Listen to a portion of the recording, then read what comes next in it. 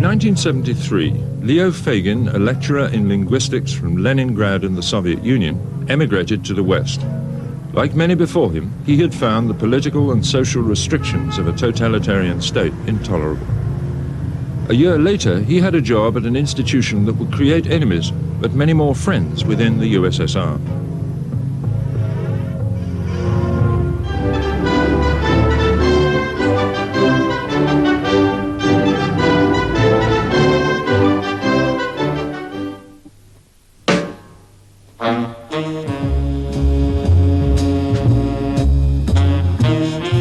Using the pseudonym Alexei Leonidov to protect his family still in Russia, he started broadcasting jazz and Russian avant-garde music regularly to the culturally deprived audiences stretching from the Baltic states to the far reaches of Mongolia.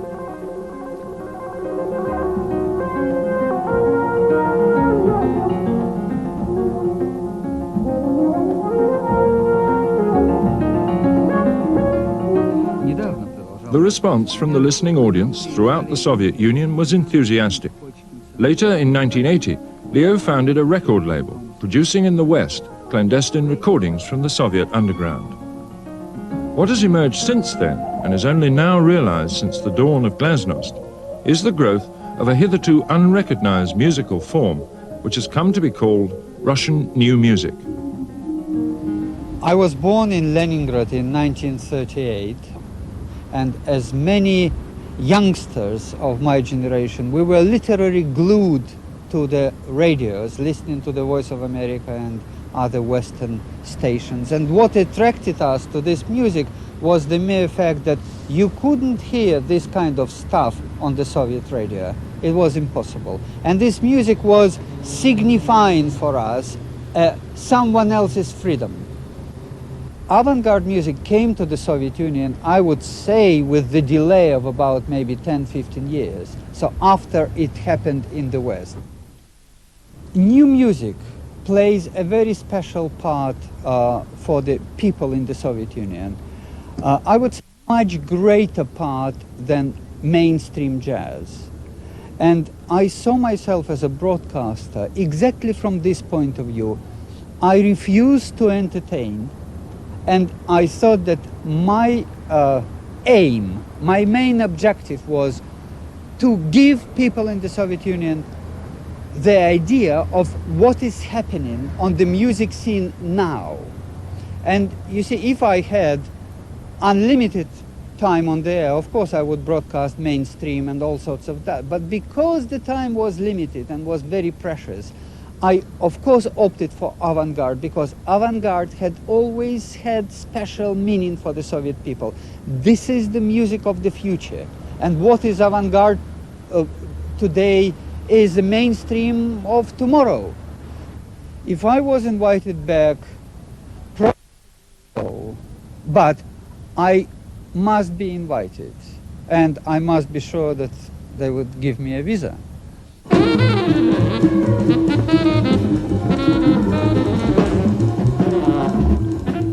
Later, in 1990, Leo Fagin was finally granted a visa to visit Moscow. And for the first time in a 10-year collaboration, Leo was able to meet Alex Khan, who had, over the years, provided a constant supply of clandestine recordings from the Russian underground. Although men in dark glasses still watch the foreign embassies, Leo and Alex are able to walk by the Moscow River and talk freely without fear of arrest or harassment. Of course it is ironic to be here and talk about avant-garde jazz. But then life is ironic, and then everything that concerns Soviet Union is ironic. And of course 17 years ago when I was leaving this country, I had a feeling I was living forever, and I had no idea I would ever come back. If you think about improvised music, you will realize that in a totalitarian society, improvised music is the only art form which cannot be censored by the very nature of it. It was very dangerous to produce these records. Dangerous not for me, because I was the safest person to do it. I was in London. And I was out of reach of the Soviet authorities, but it was very dangerous for the musicians to see their records released in the West.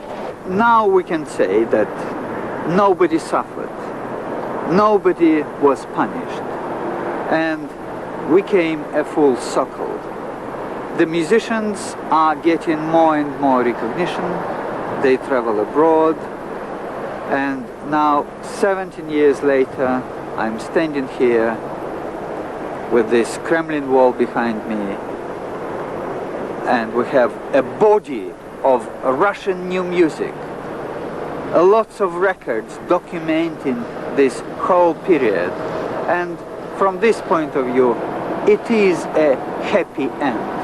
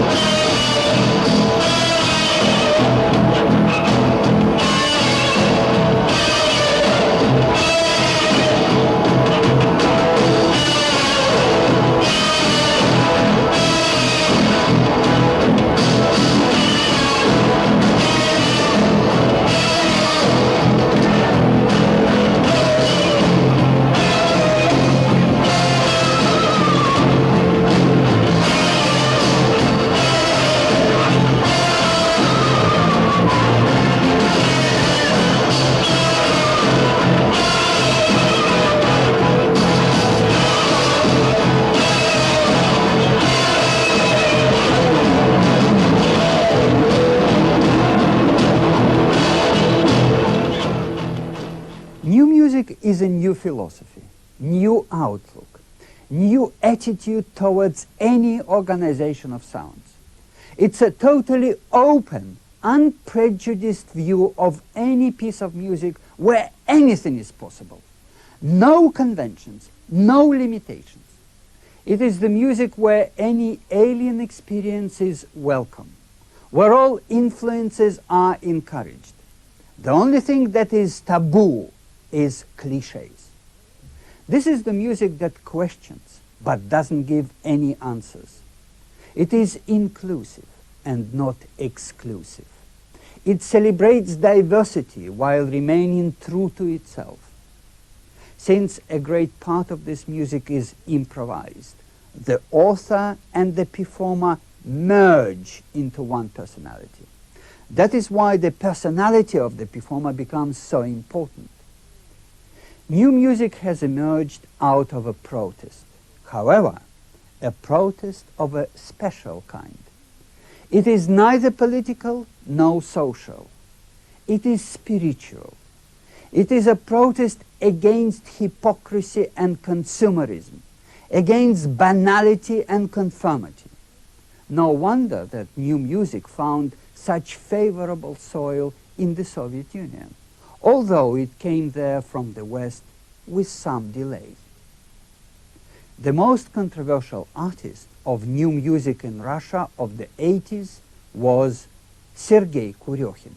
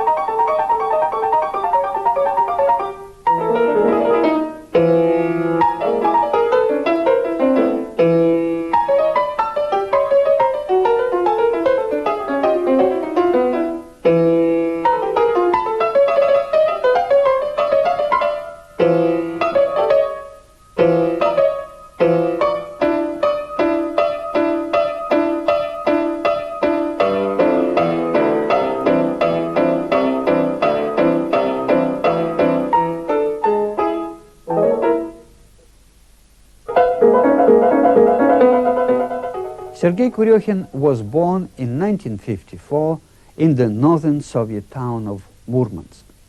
When he was 4, it was discovered that he had perfect pitch, and his parents sent him to music school. He studied piano, and by the time his family moved to Leningrad in 1971, he had developed brilliant technique and a dynamic, expressive way of playing. His repertoire included rock, traditional jazz, operetta, Prokofiev, Rachmaninoff, and anything else his ears were subjected to. In Leningrad, he went first to a music college and then to the Institute of Culture to study piano and orchestral conducting. However, very soon he became bored and didn't finish his academic studies. The atmosphere of a Soviet musical establishment was too stifling. So there he was, out on a limb, full of energy and ideas, meeting the dawn of Brezhnev's era of stagnation. A nonconformist, an artistic rebel. And that meant only one thing, into the underground, to join the network of so-called unofficial artists, to promote his own unofficial concerts, to play in front of selected audiences. And it was then that his pop mechanics started to happen.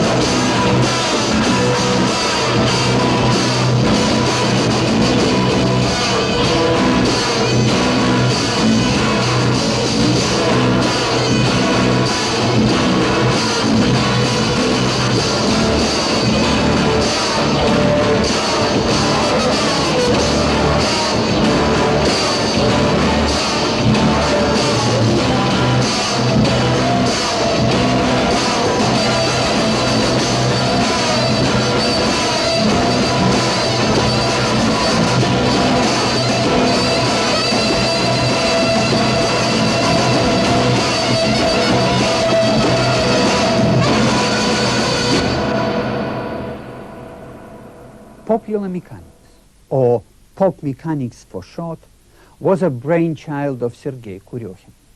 It started in the beginning of the 80s. By mid-80s, the baby grew up and began to dominate the scene in Leningrad. The ideas of pop mechanics were formulated and crystallized to bring together friends with different musical backgrounds, to collide on the stage things that were seemingly incompatible, to create the mood of a happening, to bring about the atmosphere of a circus, to involve the audience and make everybody happy. So everything available was thrown into the melting pot. A military band, a rock group, a transvestite, a fashion show, a mad poet, and a jazz group, of course. And since the ideas changed from one performance to the next, every pop mechanics was different and unique and couldn't possibly be repeated. All these musical phantasmagorias were not a chance operation. They were always placed in some shrewd order. As each show progressed, the grand design emerged. After his Liverpool performance, the Guardian critic called the show a divine madness.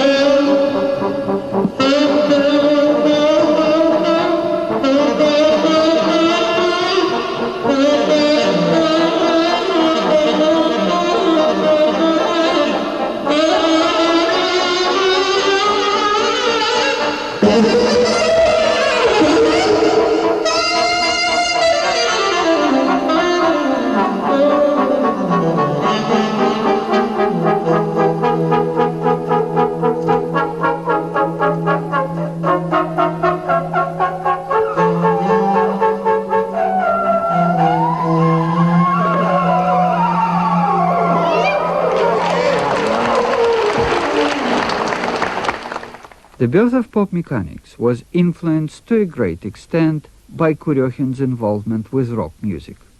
At one time he was part of Boris Grebenshchikov's group Aquarium. That's why the element of rock was prominent in some of his shows.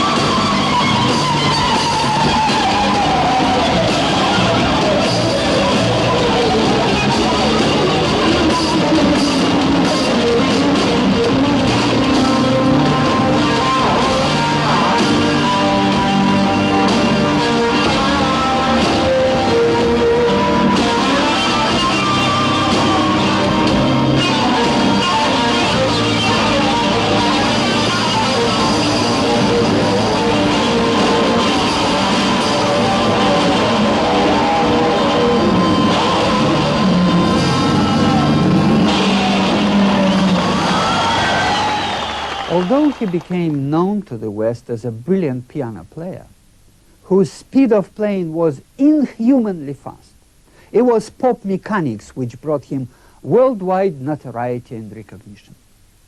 But what is the future of pop mechanics as he is entering the 90s?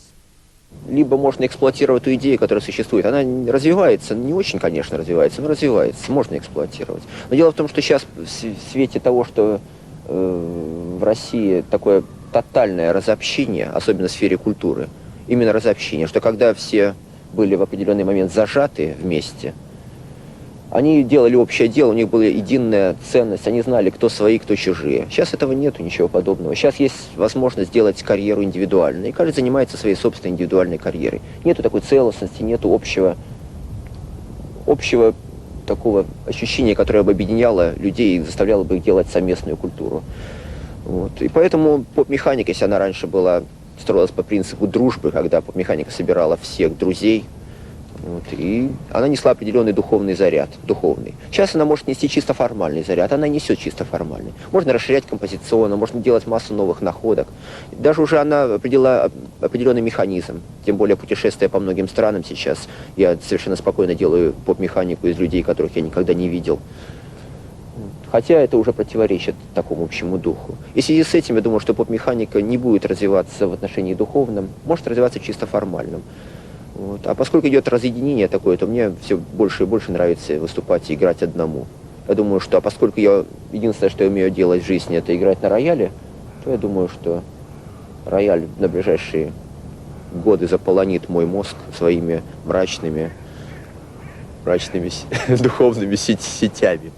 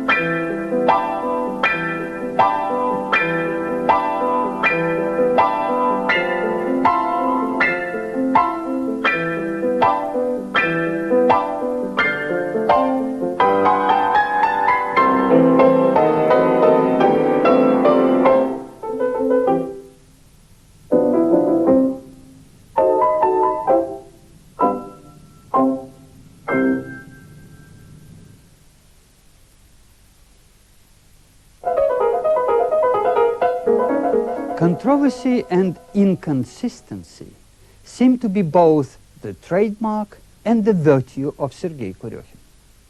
To some extent, he has been regarded as a jazz musician. Yet, in one of his interviews published in the West, he proclaimed jazz to be aesthetically dead.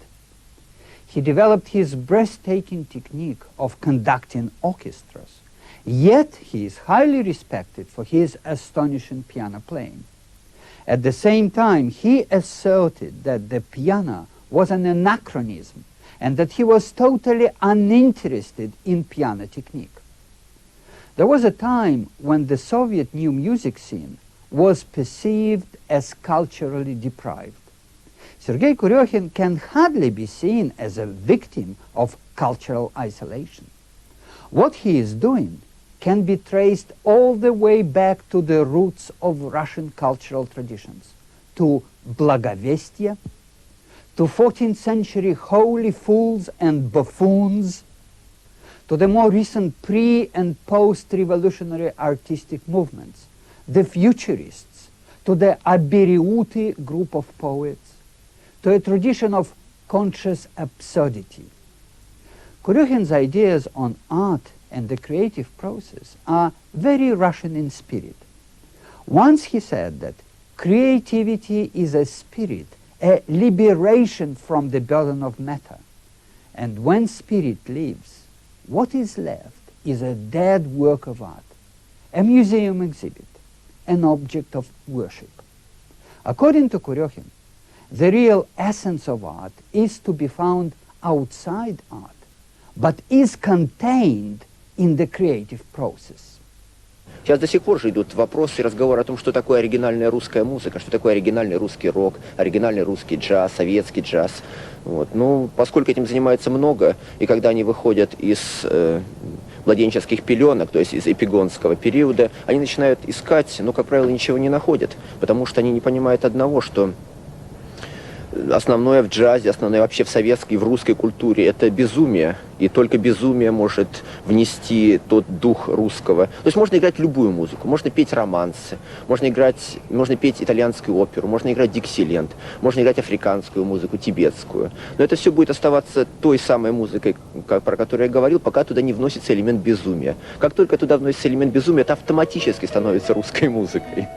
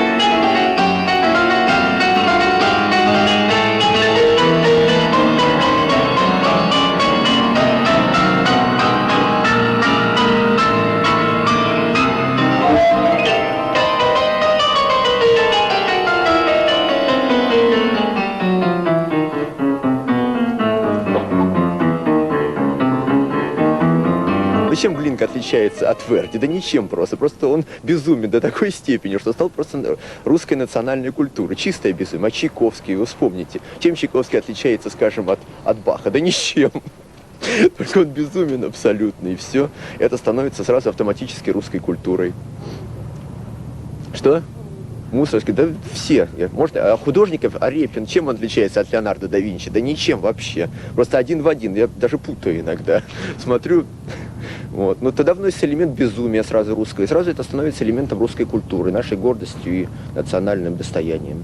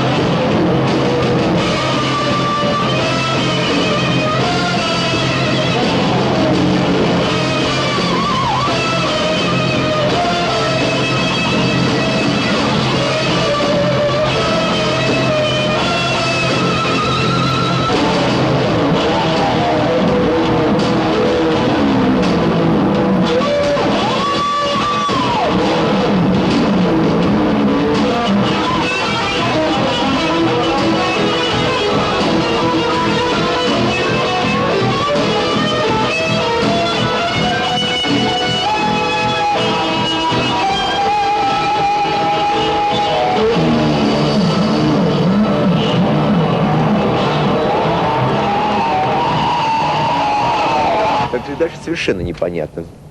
Вот я предлагаю вот после интервью сразу дать 2-часовой фильм о том, что происходит в Советском Союзе, и очень подробно рассмотреть все аспекты культурной жизни. Очень тоскливое зрелище, надо вам признаться, очень тоскливое. Но это опять же временные трудности. Наша страна привыкла к временным трудностям, они у нее постоянно, временные трудности. Вот, но мы успешно их преодолеем, несомненно, в определенное время. То есть у нас преодолевание трудностей – это просто в крови. Это национальная черта советского человека – преодолевать трудности. То есть с момента рождения человек начинает преодолевать трудности. Так что мы их преодолеем, и тогда я уже смогу сказать более определенно и рассказать вам о позитивных ценностях, о стремлениях, о чем-то еще более интересном.